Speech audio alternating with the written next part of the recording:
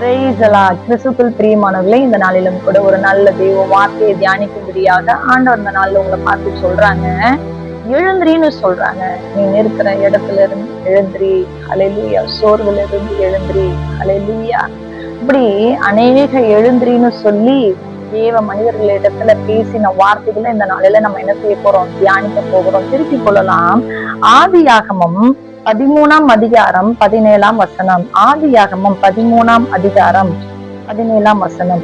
நீ எழுந்து தேசத்தின் நீளமும் அகலமும் எம்மட்டோ அம்மட்டும் நடந்து திரி, உனக்கு அதை தருவேன் என்றார். ஹல்லேலூயா. தேசத்துல எந்த மட்டும் அகலமும் நீளமும் இருக்குதோ அந்த மட்டும் நீ நடந்து போ, எல்லாத்தையும் நான் உனக்கு தருவேன்னு சொல்லி ஆண்டவர் சொல்றாரு. ஹல்லேலூயா. யாருக்கு சொன்ன வார்த்தை இது? ஆபிரகாமுக்கு சொன்ன வார்த்தை. அவர் அப்படியே செய்யறாரு. ஆண்டவர் அப்படியே ஆசீர்வதிக்கிறாரு. ஹல்லேலூயா. நீங்க கூட பிசினஸ்ல இல்ல உங்க ஜாப்ல ஏதோ ஒரு தேடல்ல இருக்கலாம். ஆண்டவர் எப்படி பண்ண சொல்றாரோ நீங்க அந்த மாதிரி ஜெபித்து ஒரு காரியத்தை செய்யும் பொழுது அந்த இடத்துல உங்களுக்கு ஆசீர்வாதம் வரும். ஹல்லேலூயா. அந்த இடத்துல ஆபிரகாம் எழுந்ததுனால அவனுக்கு அந்த ஆசீர்வாதங்களை ஆண்டவர் கொடுக்கிறாரு. இன்னொரு இடத்துல பார்க்கும் பொழுது ஆதியாகமம் 19:15ஆம் வசனத்துல ஹல்லேலூயா பின்பகுதி லோத்துவின் இடத்துல பேசுறாரு. நீ அழியாதபடிக்கு எழுந்து உன் மனைவியையும் இங்கே இருக்கிற உன் 2 குமாரத்திகளையும் அழைத்து கொண்டு போ என்று சொல்லி அவனை துரிதப்படுத்தினார்கள். ஹல்லேலூயா. ஒரு விஷயத்த ஆண்டவர் உங்களுக்கு சில காரியம் இது வேண்டாம், இதை செய்யாத, இல்ல இந்த இடத்த விட்டு போயிரு அப்படின்னு சொல்றாருன்னா அது உங்க பாதுகாப்புக்காக தான் இருக்கும். ஆண்டவர் சொல்றதை நீங்க அப்படியே கீழ்ப்படிஞ்சு செய்யும் பொழுது அது உங்கள் நலனுக்காக தான் இருக்கும். ஹல்லேலூயா. ஒருவரை நீங்க விரும்பலாம், ஆனா அது வேண்டாம், இந்த வரன் வேண்டாம், இந்த பிள்ளை வேண்டாம், இந்த பையன் வேண்டாம்னு ஆண்டவர் சொல்றாங்கன்னா ஆண்டவர் வார்த்தைக்கு கீழ்ப்படிங்க. அப்படி கீழ்ப்படியும் பொழுது உங்க வாழ்க்கை நல்லா இருக்கும். ஹல்லேலூயா. ஹல்லேலூயா. அது உங்களுடைய பாதுகாப்புக்காக தான் ஆண்டவர் அப்படியாய் சொல்லுவார். ஹல்லேலூயா. இந்த இடத்துல ஆண்டவர் லோத்தின் இடத்துல பாதுகாப்புக்காக எழுந்திரின்னு சொல்லி சொல்றாங்க. ஹல்லேலூயா. இன்னொரு இடத்துல அப்போஸ்தலர் 9ஆம் அதிகாரம் 6ஆம் வசனத்தை எடுத்துக்கொள்ளுங்க. பின்பகுதி, கர்த்தர் நீ எழுந்து பட்டணத்துக்குள்ளே போ, நீ செய்ய வேண்டியதை அங்கே உனக்கு சொல்லப்படும் என்றார். ஹல்லேலூயா. பவுலை பார்த்து ஆண்டவர் ஃபர்ஸ்ட் என்கவுண்டர், பவுல் எப்படிப்பட்டவன் அப்படின்றது தெரியும். அவன் பவுலா மாறதுக்கு முன்னாடி அவன் எப்படியா இருந்தான்? சவுலா இருந்தான். அவன் எல்லா கிறிஸ்தவர்களையும் என்ன செய்யறான்? துன்புறுத்தி கொண்டு இருந்தான். அப்பதான் ஆண்டவர் என்கவுண்டர் பண்ணி என்ன செய்யறாங்க?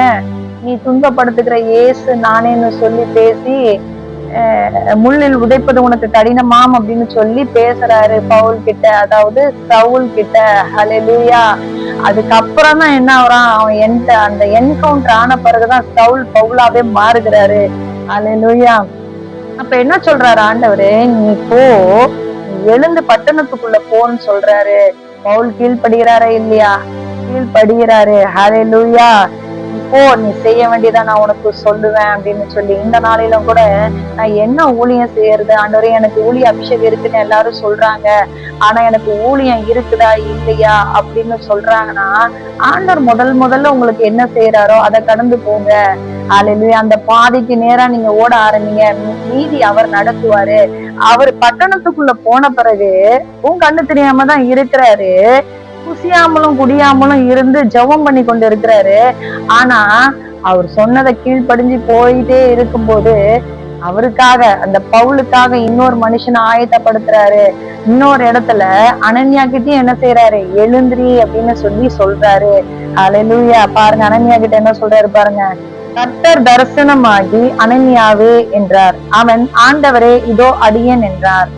அப்பொழுது கர்த்தர், நீ எழுந்து மேத்தர் எனப்பட்ட தெருவுக்கு போய் யூதாவின் வீட்டிலே தரிசு பட்டணத்தனாகிய சவுல் என்னும் பேருள்ள ஒருவனை தேடு, அவன் இப்பொழுது ஜெபம் பண்ணுகிறான். ஹல்லேலூயா. அப்போ உங்களை ஆண்டவர் ஒரு இடத்துக்கு போ சொல்றாரு, இதை ஆரம்பிக்க சொல்றாருன்னா அவர் உங்களுக்காக எல்லா காரியத்தையும் ஆயத்தம் பண்ணி வச்சுட்டு தான் என்ன செய்வாரு? ஒரு காரியத்தை உங்ககிட்ட சொல்லவே செய்வாரு. அதுக்காக நீங்க வருத்தமே பட வேண்டாம். ஊழியத்துல இறங்கி இந்த பிசினஸை விடு, இல்ல இந்த ஜாபை விடுன்னு சொல்றாருன்னா நீங்க தைரியமா இறங்கலாம். ஆண்டவர் எதையும் ஆயத்தம் பண்ணாம உங்ககிட்ட என்ன செய்ய மாட்டாரு? சொல்லவே மாட்டாரு. பாருங்க, பவுல சொல்றாரு. அங்க யார ஆயத்தம் பண்ணி வச்சிருக்கிறாரு?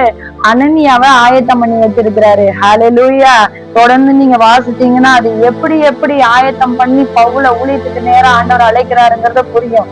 ஆனா நம்ம இன்னைக்கு சொல்ற சப்ஜெக்ட் என்னன்னா எழுந்திரிங்கிற சப்ஜெக்ட்ங்கிறதுனால இதோட நம்ம முடிக்கலாம் பவுல் விஷயத்துல. ஹல்லேலூயா. முதல்ல ஆபிரகாம் எழுந்திருக்கிறாரு, ஆசீர்வாதம் கிடைக்குது. லோத் எழுந்திருக்கிறான், பாதுகாப்பு கிடைக்குது. பவுல் எழுந்திருக்கிறாரு, அந்த இடத்துல ஊழியம் ஸ்டார்ட் ஆகுது. ஹல்லேலூயா, ஹல்லேலூயா. அப்போஸ்தலர் 8ஆம் அதிகாரத்துல 26ஆம் வசனத்துல பிலிப்புவை பார்த்து கர்த்தருடைய தூதன், நீ எழுந்து தெற்கு முகமாய் எருசலேமில் இருந்து காசா பட்டணத்திற்கு போகிற வனாந்திர மார்க்கமாய் போ என்றான். ஹல்லேலூயா. அப்போ அந்த இடத்துல என்ன செய்யறாரு? கர்த்தருடைய தூதன் வந்து பிலிப்பை பார்த்து, நீ எழுந்து காசா பட்டணத்துக்கு போகிற அந்த வனாந்தரத்துல நீ போய் நில்லு அப்படின்னு சொல்லிட்டு பிலிப்புவை பார்த்து தூதன் சொல்றான். அப்போ பிலிப்பும் அதுக்கு என்ன செய்யறாரு? கீழ்ப்படிந்து அந்த வனாந்தரத்துக்கு நேரா போறாங்க. அந்த இடத்துல போய்கிட்டு இருக்கும் பொழுது எத்தியோப்பியருடைய ராஜஸ்ரீ ஆகிய கந்தாகேவுடைய மந்திரி அந்த ரதத்துல வந்து கொண்டு இருக்கிறாரு.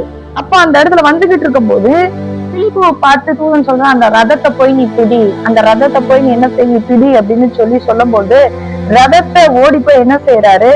பிடிச்சு அந்த ரதத்தினுடைய சேர்ந்து கொள்ளுகிறார்.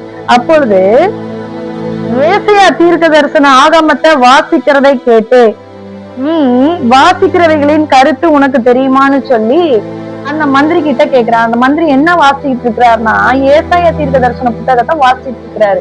இதனுடைய அர்த்தம் உனக்கு தெரியுமா அப்படின்னு சொல்லி கேட்கும்போது அவர் தெரியாதனோடனே பிலிப்பு வந்து அதை பத்தி விவரிக்கிறாரு.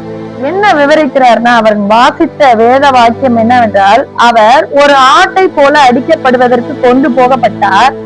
மயிர் கத்தரிக்கிறவனுக்கு முன்பாக சத்தமிடுகிற ஆட்டை போல அவர் தமது வாயை திறவாதிருந்தார். ஹல்லேலூயா. ஆண்டவர் இப்படியெல்லாம் சிலுவையில் அடிக்கப்படுவாருங்கிற வார்த்தைய ஏசாயா தீர்க்க தரிசன புத்தகத்துல அந்த மந்திரி வாசிக்கிட்டு இருக்கிறான். அவனுக்கான என்ன அதுன்னு அவனுக்கு என்ன செய்யல, புரியல. அத பிலிப்பு அதை என்ன செய்யறாரு? விவரிக்கிறாரு. உடனே அந்த மந்திரி என்ன செய்யறான்? ரட்சிக்கப்பட்டு அவன் வந்து ஞானஸ்தானம் எடுக்கணும் அப்படின்னு சொல்லி முடிவு பண்றான். 36ஆவது அதிகாரத்துல 36ஆவது வசனத்தை பின்பகுதி வாசித்தீங்கன்னா, அப்பொழுது மந்திரி, இதோ தண்ணீர் இருக்கிறதே, நான் ஞானஸ்தானம் பெறுகிறதற்கு தடை என்ன என்றான். ஹல்லேலூயா.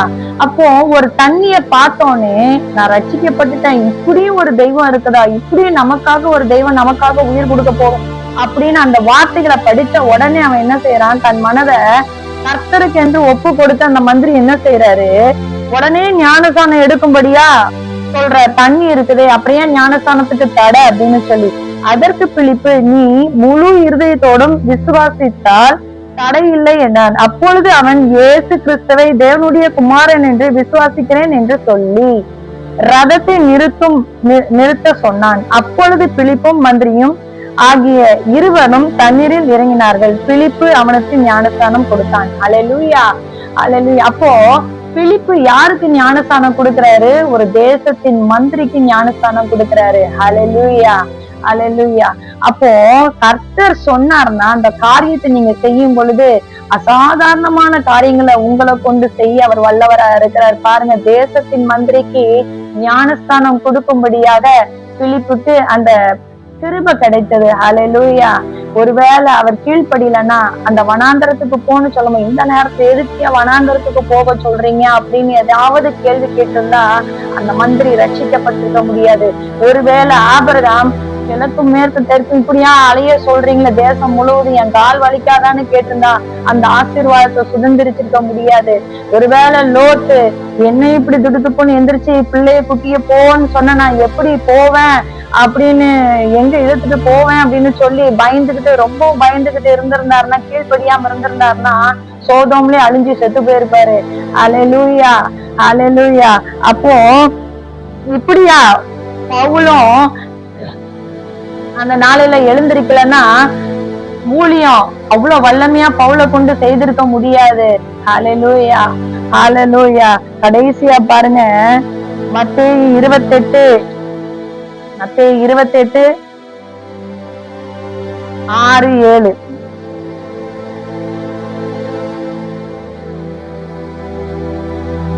மத்தேயு 28:6-7 அவர் இங்கே இல்லை, தாம் சொன்னபடியே உயிர்த்தெழுந்தார். கர்த்தரை வைத்த இடத்தை வந்து பாருங்கள், சீக்கிரமாய் போய் அவர் மரித்தோரிலிருந்து எழுந்தார் என்று அவருடைய சீஷர்களுக்கு சொல்லுங்கள். ஹல்லேலூயா, ஹல்லேலூயா. அவர் மரித்தோர் இடத்திலிருந்து எழுந்திருந்தார்னு சொல்லி யார சொல்றாங்க? இயேசு கிறிஸ்துவ சொல்றாங்க. அவர் சொன்னபடியே 3 நாள் அடக்கம் பண்ணப்பட்டு 3ஆம் நாள் அவர் என்ன செய்யறாரு? உயிரோடு நமக்காக எழுந்தாரு. இன்றும் பிதாவின் இடத்துல பரிந்து பேசிக் கொண்டிருக்கிறாரு. அவர் எழுந்ததுனாலதான் இன்னைக்கும் கிறிஸ்துவ நம்ம பேசிக் கொண்டிருக்கிறோம். ஹல்லேலூயா.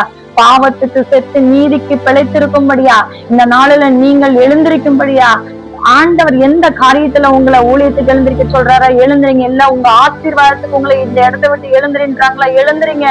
அல்லேலூயா. எந்த காரியத்துல அவர் உங்களை எழுந்திருக்க சொல்லுகிறாரோ உங்கள் இருதயத்தை அதுல செலுத்தி அல்லேலூயா ஆசீர்வாதத்தையும் பாதுகாப்பையும் ஊழிய பாதையிலையும் செல்லும்படியாய் மறுரூப சரீரத்தையும் பெற்றுக்கொள்ளும்படியா, இயேசு கிறிஸ்துவ போல மறுரூப சரீரத்தை பெற்றுக்கொள்ளும்படியா அதற்கு கீழ்ப்படிந்து வாழும் பொழுது பரமராஜ்யத்தை நம்ம சுதந்திரித்துக் கொள்வோம். கிறிஸ்துவுக்கே மகிமை உண்டாவதாக. ஆமென்.